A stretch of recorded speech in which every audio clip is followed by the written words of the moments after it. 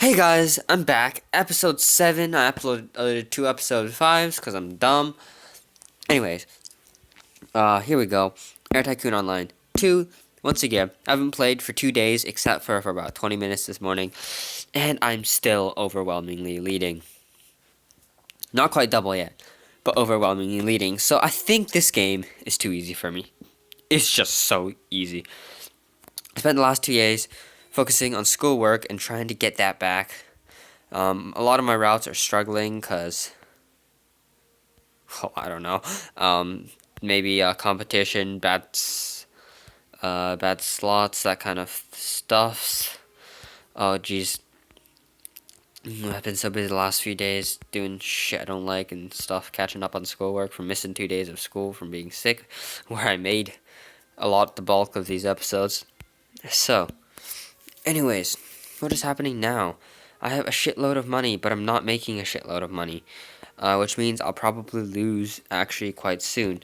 That's one thing that's annoying about this game, is it requires you to constantly play to do well. Which the only time I can do that is the summer, but because of my fucking marks right now, I'm probably going to end up having to do summer school courses to kind of remediate my bad marks and get them back up again in the summer. Anyways, what am I doing? I need slot requests. Dang it. Yeah, I hope full airport disease stops soon. I want to see some open airports with lots of space available everywhere in the world because I hate upgrading airports, preventing me from making new routes to places I want to go. So yeah, let's look around the world. I know there were some block cities in Asia a while ago. Shanghai. Oh shoot, I don't want to buy a new airport.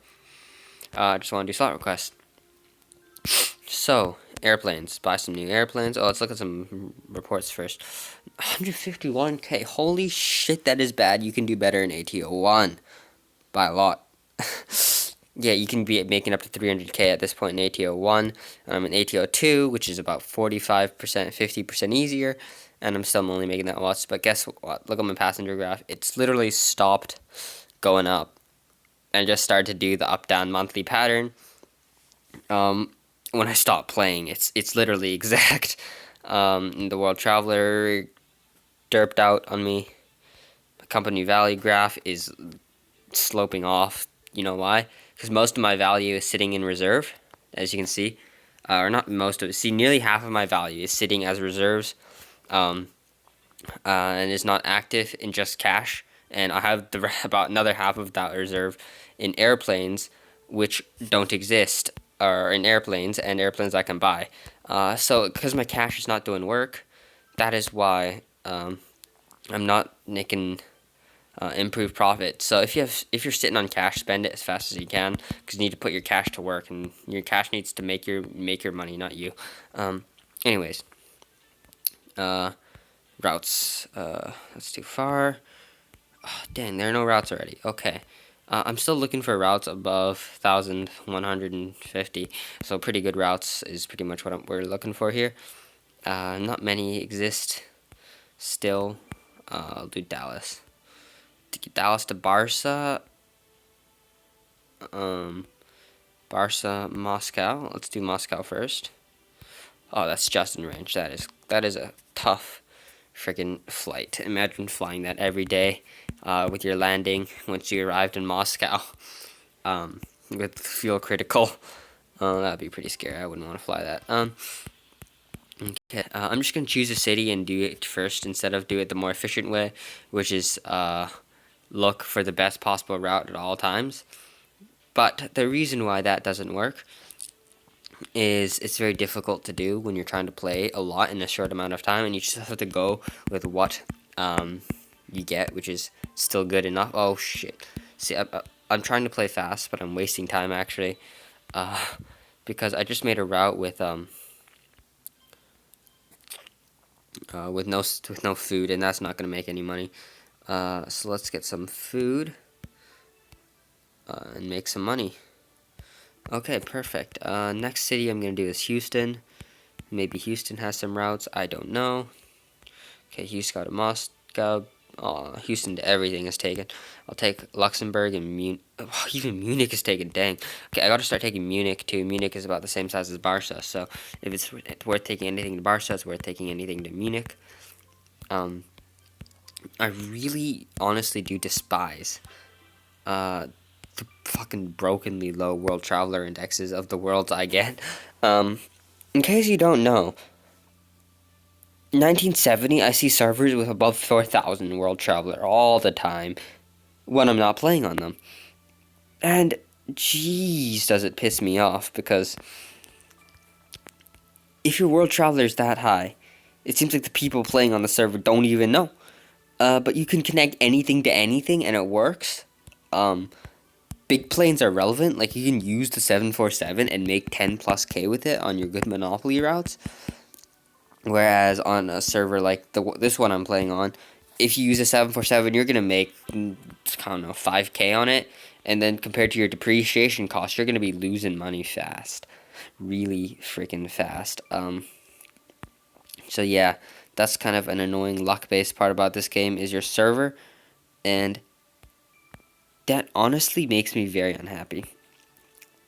The reason is, this is an otherwise completely 100% entirely a skill-based game. Or skill or knowledge based game. There is time involved, but other than the factor of time input, you can do better than everyone else if you are better than everyone else. And I've kind of wished it was a turn-based kind of game, where or something like a daily tick. I don't know. I think it should be, the turns should be much slower and should be happening more rarely. In other words, kind of like at first maybe the game would be allowed to tick at a very fast tick rate, like once every half hour for the first 5 ticks, but it would slow down, not gradually or or eventually, but exponentially, to the point where at the end of the game it's a day a turn. So right now it would still be quite fast, but mainly it makes it possible to actually manage your airline. Or they should just out-migrate it's a day. They should make day servers where one turn is a day, where people can have serious competitions. Like, these kind of fast turns have less strategy but more time investment involved in them. And it's great because one person can play all the time when they feel like it, but it's terrible because one person can play all the time when they feel like it and then completely dominate the world. And then if you're like me and all of a sudden you can't play on your world all the time, you just lose your domination you worked so hard for when you could play. Which is why one day turns would be ideal in my mind. Anyhow, that is kind of nitpicky, but I would love to see Trade Game listen and actually see if anybody listens to my videos and agrees with me. Because if you think that ticks should be longer, or they should have an exponential rise in length, or anything that allows the player to have more time to move, and not let the active players just surge ahead. I know that's not a big problem for me because I'm usually the most active player, because I have no life and I can finish my schoolwork at an exceedingly fast rate. So, yeah. It looked like one line there. I thought I could get that. Ooh, Bangkok. No way.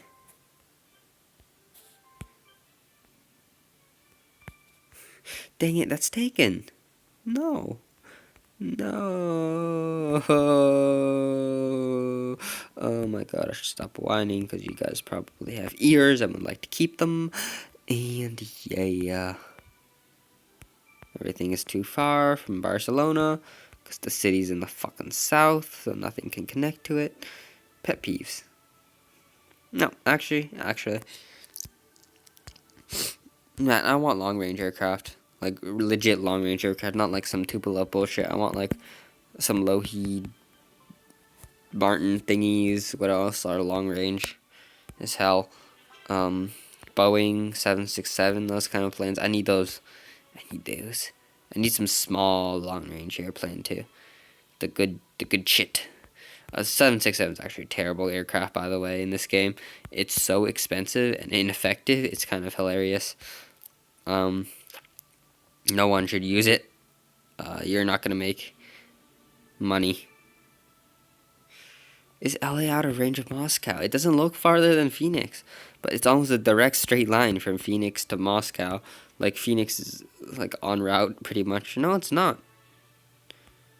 Look at this. Phoenix, in range. Los Angeles, completely out of range.